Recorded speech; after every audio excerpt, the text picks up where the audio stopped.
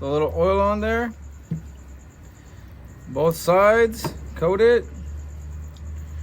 And we're gonna start off with our salt. Okay, hit the other side, hit it with the salt. All right, now we're gonna hit it with this black pepper.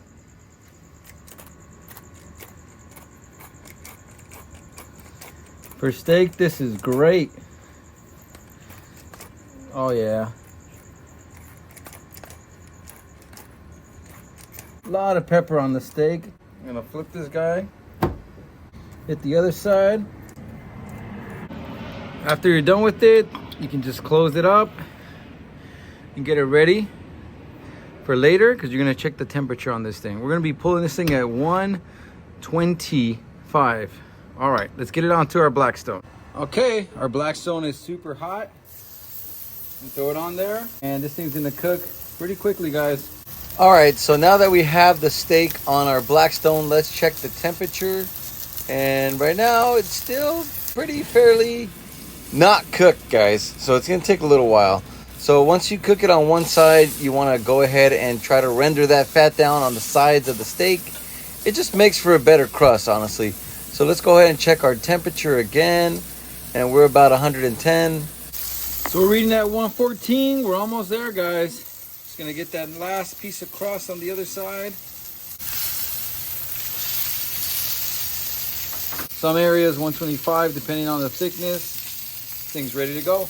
And now we're gonna take our steak to our cutting board, and we're just gonna let it rest for a little while, guys. All right, guys. Now some compound butter. Go ahead and cut a slice of this. Let it rest right on top. All right, guys, let me take a moment to explain what is in this compound butter. It's pretty unique. Actually, I've never seen anyone do a compound butter this way. So it's actually macha chile oil. So I don't know if you guys know what macha chile is, but you can just Google it or YouTube it, whatever. But it's just a salsa made of a bunch of spices and different chiles, and it's cooked with oil, and anyways, it has peanuts and all sorts of different things in it. So I put that with butter, I put pepper, and then I put chopped up fresh garlic, and you basically mix it all together, and then you make a ball, you put it in saran wrap, you freeze it, and then you slice it, and then you have your compound butter. And it's super delicious on steak. Every single time I've made it, I literally have made the best steak of my life. Now, this is not an expensive cut of meat, guys. This is just a New York steak.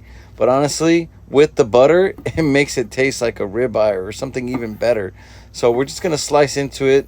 It has a little bone, so I just like to cut that piece away and go straight to the meat and slice it this way.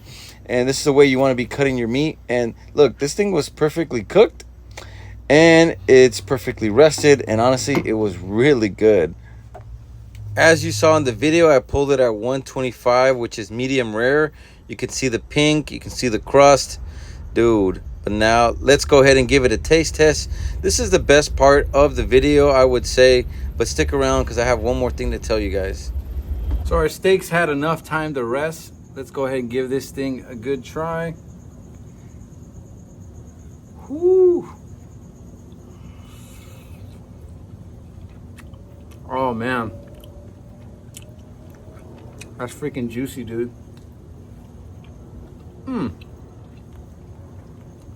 That's a really good steak. Really digging this thing. This is the aftermath. Why? Hey, Dad.